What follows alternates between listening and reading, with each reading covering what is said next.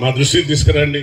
అక్కడ ఐకేపీ ఎవరైతే మహిళా సంఘాలు ఉన్నాయో వాళ్ళతో డబ్బులు ఇప్పించి మళ్ళీ వాళ్ళకి ఇచ్చే విధంగా రాపిచ్చి ఫస్ట్ మొదటి లక్ష మీకు ఇచ్చి మొదలు పెడితే ఆటోమేటిక్గా అంటే త్వరగా డబ్బులు పడతాయి మీ అకౌంట్లో.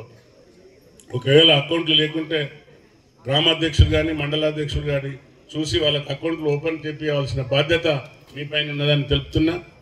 ఓపెనింగ్కి ఏమైనా డబ్బులు పడ్డా కూడా 100, 200, 300 ఎన్నైనా కూడా నాకు ఫోన్ చేయండి, నేనన్నా ఇస్తాను, పర్లేదు.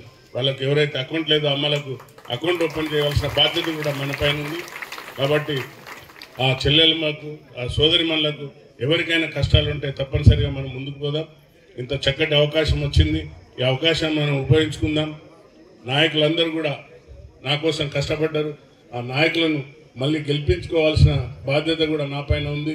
ఈరోజు ప్రోటోకాల్ లేక కింద కూర్చున్న నాయకులందరికీ కూడా నేను అందరికీ విజ్ఞప్తి చేస్తున్నా, ప్రజలతో ఉండండి, ప్రజలతో మమేకమై ఉండండి, వాళ్ళ కోసం పనిచేయండి. తప్పనిసరిగా వాళ్ళు గుర్తిస్తారు మనల్ని. నన్ను ఎట్లయితే గుర్తించిండ్రో తప్పనిసరిగా నా పైన ఎంతైతే నమ్మకంతో నాకు వేసి గెలిపించిండ్రో వారికి మిమ్మల్ని కూడా గెలిపించుకుంటారనే విశ్వాసం నాకు ప్రగాఢ విశ్వాసం ఉన్నది.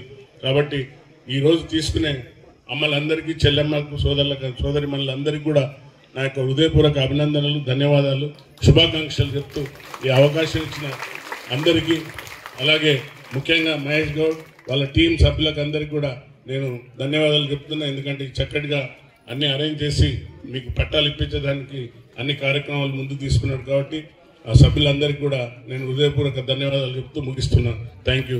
జై హింద్, జై కాంగ్రెస్.